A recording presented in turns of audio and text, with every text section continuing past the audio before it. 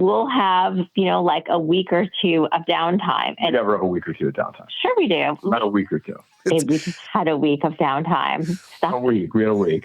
Yes, we did. But no, we both work a lot. That's the thing is Sean could work 24/7. I've learned the discipline of with having, when the inmates outnumber the guards, you have to be militant with your downtime. Welcome back to Under Oath. Today we're interviewing Emmy-winning couple Sean and Michele Kanan on their new book, The Way of Cobra Couples. How you doing, Sean and Michele? We're good. How are you doing? Thanks for having us on. I'm good. I assume you're on California time? We are indeed. Woo, sorry about that. We're on the East Coast here. No, that's all right. Listen, we both get up early. Yep. Well, I've loved both your work. It's amazing to see a couple kill it the way you guys have done. Studio City was fantastic. It's so fun. But now you've got a book out. Why don't you tell me about it? Well, this is actually the third in the Way of the Cobra series. For those people not familiar with it, Cobra is an acronym. It's formed from the words character, optimization, balance, respect, and abundance. And the sequel is Welcome to the Kumite. And those books did so well that we wanted to write a third one. I knew I wanted to co-author something with Michele because we've written together before, like you said, on Studio City. And we took the exact same concepts and reconfigured them and how we could apply them to having the very best relationship, a Cobra couple, that you could have.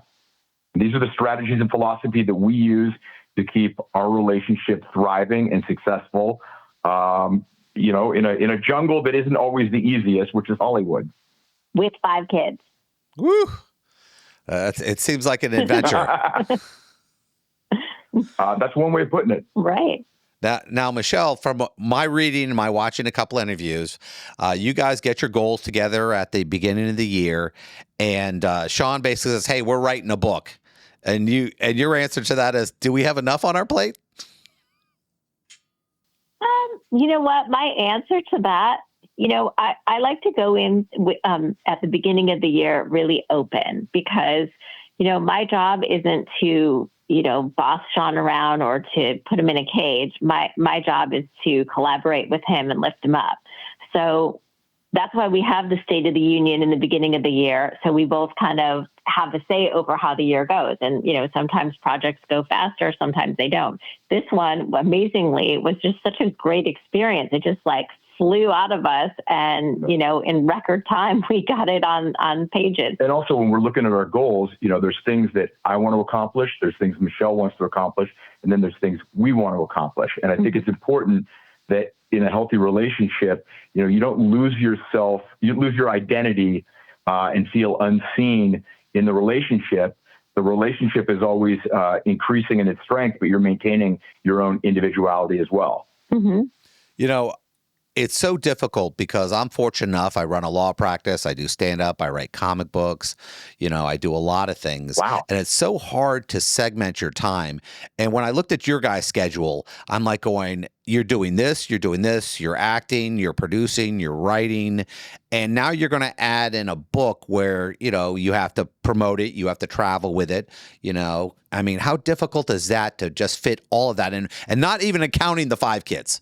Michele and I kind of work around the clock, and most people might say, well, that's crazy. We don't want to do that. But the thing is, we do it together, and we love being together.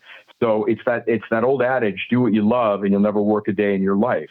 And we both wear a lot of hats, and we've both learned to delegate to each other's strengths. There's some things that Michele does infinitely better than I, and I'm only too happy to delegate those to her. And there's probably 1 or 2 things that I do better than Michele, and she lets me do those. And it's kind of like cloning yourself. We do work symbiotically, but I don't think you're painting the perfect picture. We do take time out.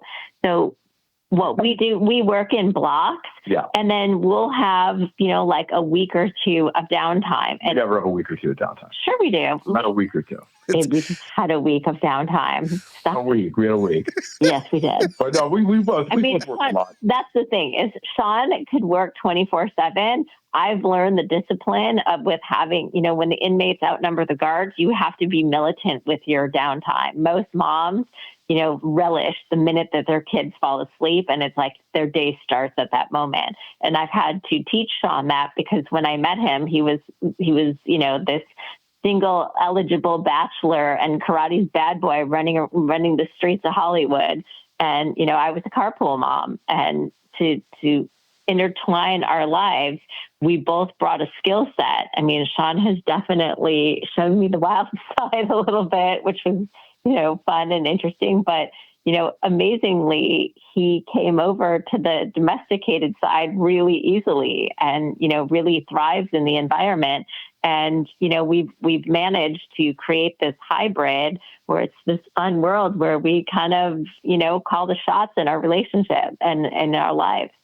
One thing I've discovered writing books and areas like that is that when you work with somebody else, there has to be rules. There has to be a way that you're able to work with each other, because everyone has an idea and everyone thinks their idea is the greatest, and there's compromise. How do you guys deal with that as writers together?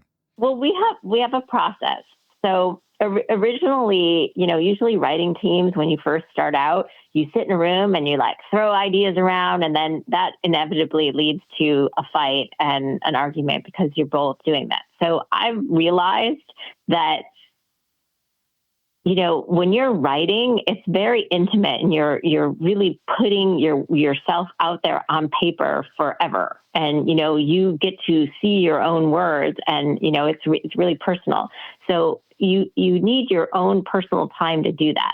So although we have kind of a strategy meeting, we go off and write separately, and then we swap and read each other's stuff, and then we edit, and then we come back together and go, okay, this is where we're coming from. These are the words that we have to use, and then we integrate them. And then one of the great things about this book is that we incorporate two voices. So, there is my perspective on certain things, and there's Michelle's, and it doesn't always align with each other, but that's part of a relationship, and it's two different perspectives.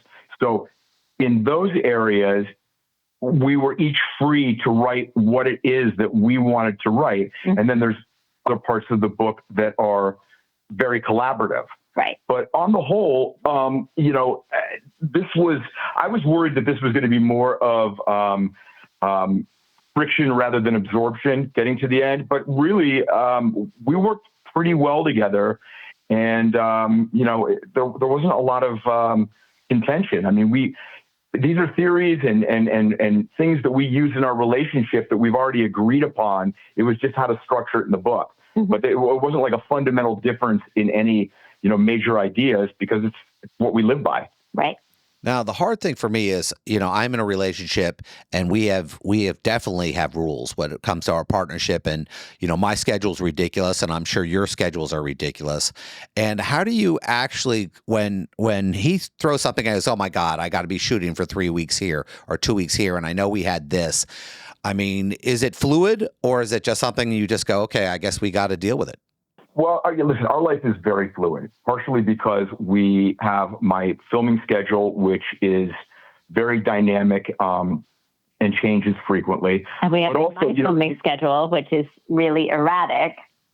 And also, you mentioned 3 weeks. Michele and I do our level best to always travel together, mm-hmm. Not go off on any kind of location for an extended period of time together, because I think that's really important. And you mentioned rules. And one of the things we talk about in the book is the couple's rule book. And really, those are the rules and boundaries mm-hmm. that you both agree upon. And, when you find yourself sort of going, crossing some of them, it's time for a conversation and say, hey, look, is this rule working? Right. If it isn't, how do we put a new one in place that we can both live with that's going to strengthen the relationship? Right. Or, hey, you know what? This rule is getting transgressed. What's going on here? What do we need to deal with? Mm-hmm. Yeah, we call that the relationship rule book. Yeah, when I think about this stuff, I mean, I think about how difficult it is normally when you're in a business together or something else, but then you put Hollywood in, you put in the entertainment business, you put in the world, taking pictures of you 24/7. I mean, how does that even seem normal somehow to you? Well, I think that, for me, it's a little different, because when I met Sean, he had already been doing it for 20 plus years. So, I was a carpool mom, and to suddenly go from, kind of having anonymity to, well, not anonymity. I mean, I had anonymity in the sense that people, people knew who I was, but it just was for a different reason. Right. So for me to adjust into this life, it was a little bit challenging. But I think what my adjustment is that I brought a sense of normalcy to Sean's life, and Sean brought a sense of kind of wonderment to my life. And, we really just kind of use it to say, like, to stay grounded. We're both from the Midwest, and, we, really are, I think the Midwest people are very, practical. And I think we approach our life in a very practical way, and the best idea wins. So, would you agree with that? Yeah, I would agree with that. I mean, the other thing too is, I've been doing this for almost 40 years, and wait, I thought you were 40. Yeah, right. For me, I try my very best not to get caught up in external things. Mm-hmm. For me, what's important is, who I am as a person and my relationship, and, the rest of it, the picture taking and the events and all that sort of craziness. Mm-hmm. That's, part of what I do for a living, but I see it for what it is. Mm-hmm. It's not who I am. And, we show up for the relationship every day. You have to, one of the things that really makes our relationship work is communication.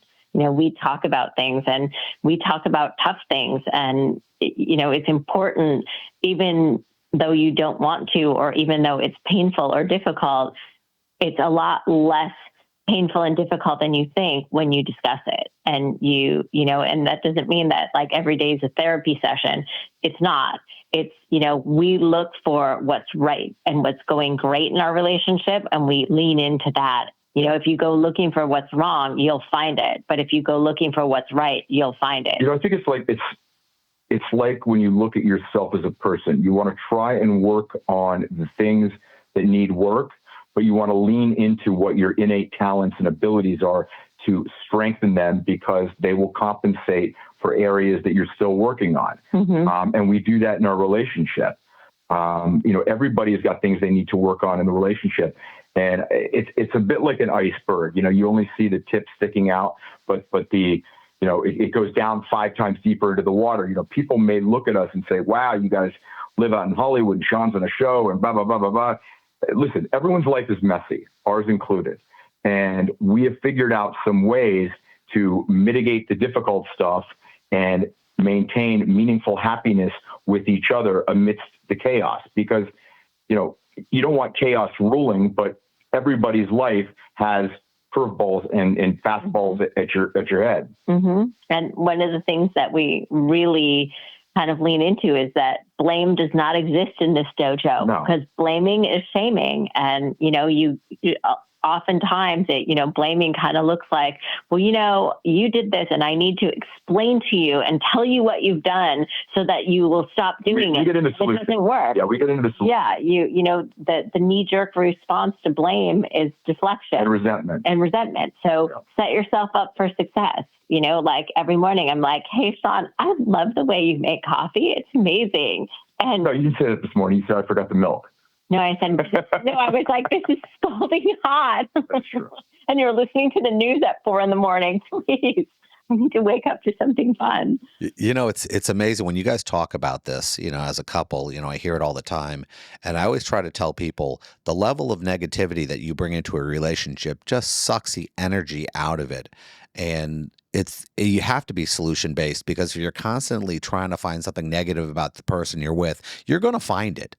For sure. For sure. Sure. And you also, I think you have to be, keep a sense of romance and, and playfulness together.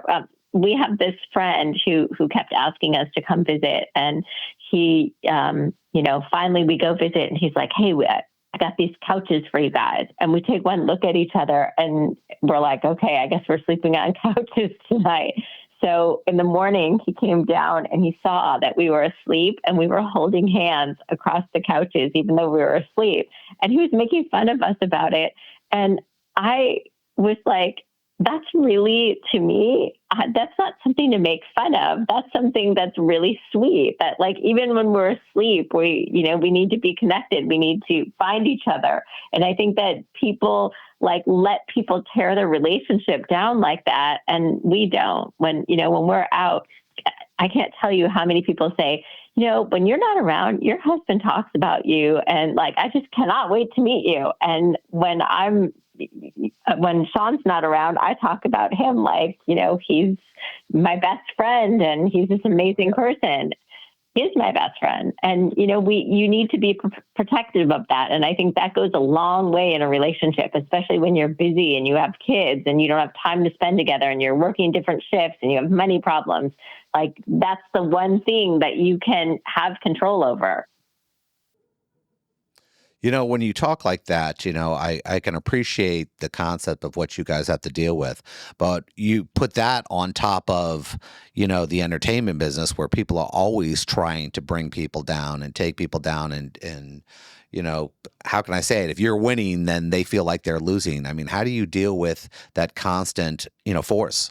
Well, look, I mean, someone who's living their life like that is living in scarcity and not abundance. It's the concept that if you're winning, someone else must be losing. Mm-hmm. And that's not true. There's an infinite amount of success and abundance and love mm-hmm. and wealth and everything else in the universe for everybody. So, Michele and I are very careful about when we encounter people that we think sort of have a low vibration, so to speak, mm-hmm. Negativity, mm-hmm. Maybe they're offering sort of backhanded compliments, and you just get a sense that mm-hmm. they're not invested in your success and your relationship. They're really trying to poke holes in it. Mm-hmm. We distance ourselves very quickly from that.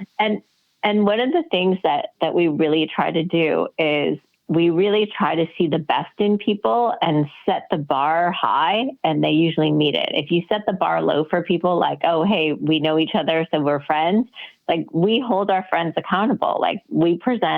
We are a couple that's in love, that, we're not just a couple that love each other.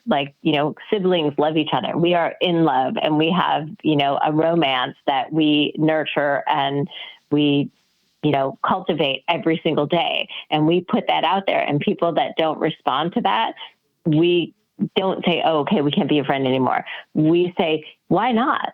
We want that for you. Let us help you find that in your life. Everyone deserves to have that. It's free. In this world, there's so many things you have to pay for. This is something that you can have for free. When I hear that, it brings you, it lets you know that, we're actually paying attention to the world around us. We're trying to get the best out of things. And I guess my last question, we have about 2 minutes left. The last question I'm thinking about is, I'm going to direct this to Sean. In the end, Sean, you're going to be known for a couple things. These books that you're writing, and now you're writing alongside Michele, would you rather be known as, hey, I remember you from Karate Kid, or I remember you for helping save my marriage? Absolutely, 1,000%. It means so much to me when somebody comes up to me and tells me that they read Way of the Cobra or Welcome to Kumite, and that they were able to profoundly change their life. Because, I believe that the secret to life is discovering what that gift is that our Creator endowed each and every one of us with. What is that special something that every single one of us has? And I think the meaning of life is to take that gift and to share it with the world to make it a better place. And I honestly believe with every cell in my body that these books do that. And here's the thing, the information in our books is amazing information. And I can say that because it's not all my information, it's all of our information, because it's true. It's universal information that intuitively. Maybe you forgot it, maybe you haven't discovered it yet, but it lives inside of all of us. And we are the messengers, just trying to reintroduce you to it, to reconnect you with your authentic self, which will in turn allow you to have the very best relationship that you can. Well, that's amazing. We have about 20 seconds left. Why don't you guys tell us where we can get the book? You can get the book. It's for pre-sale on Amazon and Barnes & Noble. You can also get it from our website, wayofthecobra.com. And if you read the book and you respond to it and you want to get a one-on-one, you can book a coaching session on our website as well. And Sean and I both answer our Instagrams. Sean's is at Sean.Kanan and mine is Michele.Kanan. And it's Michele with one L, just like Sean's mom. Stop. Well, it was great talking to both of you. I can't wait to talk to you again. You could listen. I want to tell you something before I leave. Here's an idea for you. It's a comic book. It's a lawyer by day fighting crime, and at night he's a stand-up comedian. You know, I'll work on that one. I'll work on that one. All right. You got it, man. All right, buddy. Thank you so much. It was great talking to you.